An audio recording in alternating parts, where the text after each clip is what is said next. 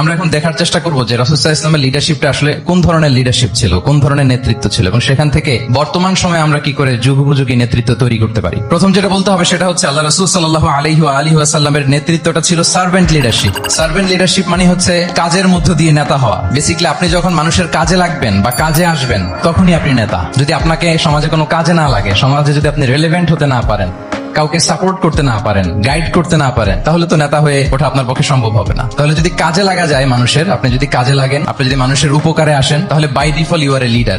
If you are society oriented, if you are people oriented, if you are service oriented, by default you are a leader. আমরা যদি আল্লাহ রাসূল সাল্লাল্লাহু আলাইহি ওয়াসাল্লামের জীবনের দিকে একটু খেয়াল করি, তাহলে দেখবো যে নবী হওয়ার আগেও কিন্তু আল্লাহ রাসূল সাল্লাল্লাহু আলাইহি ওয়াসাল্লামের এই ক্যারেক্টারিস্টিক্স গুলো ছিল, এই ফিচার গুলো ছিল। উনি মানুষের অনেক কাজে এসেছেন, তিনি মানুষকে সাপোর্ট করতেন, বিপদে তাদের পাশে দাঁড়াতেন, তাই না? তিনি তো অফিসিয়ালি 40 বছর বয়সে নবী হলেন, যদিও আল্লাহর এলেমে তিনি অনেক আগে থেকেই নবী। কিন্তু দুনিয়াতে আল্লাহ রাসূল সাল্লাল্লাহু আলাইহি ওয়াসাল্লাম যখন 40 বছর বয়সে উপনীত হলেন, তখনই তো হেরা গুহায় নাজিল হলো, ইকরা বিসমি রাব্বিকাল্লাযী খালাক, read in the name of your lord who has created.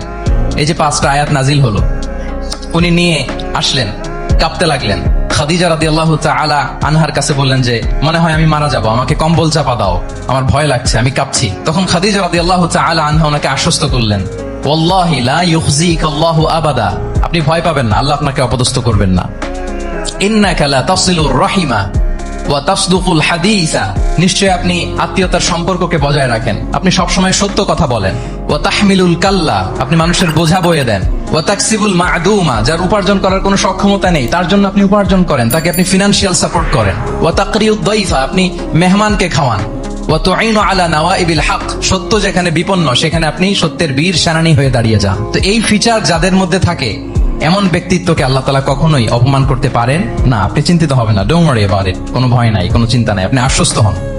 তাহলে দেখেন, এই যে 6টা গুণের কথা খাদিজা রাদিয়াল্লাহু তাআলা আনহা বললেন, এগুলো কিন্তু রাসূল সাল্লাল্লাহু আলাইহি ওয়াসাল্লাম নবী হওয়ার আগের গুণ।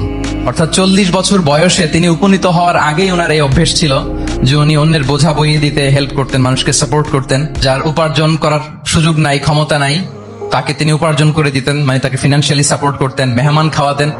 তার মানে নবী হওয়ার আগেই উনি জনকল্যাণমূলক কাজে নিজেকে সম্পৃক্ত রেখেছেন। মানুষকে তিনি সাপোর্ট করতেন, মানুষকে হেল্প করতেন, উনি মানুষের কাজে লাগতেন। আর যে মানুষের কাজে লাগে, মানুষের উপকারে আসে, জনকল্যাণমূলক কাজে নিজেকে সম্পৃক্ত রাখে, বাই ডিফল্ট সে নেতা, বাই ডিফল্ট সে কি নেতা হয়ে যায়। তাহলে to serve before to lead, নেতৃত্ব এটা আসলে পজিশনের সাথে সম্পৃক্ত না, ইটস অল অ্যাবাউট ইনফ্লুয়েন্স। আপনার বাবা নেতা ছিল, আপনি ছেলে, তো আপনি নেতা, এটাকে নেতৃত্ব বলে না।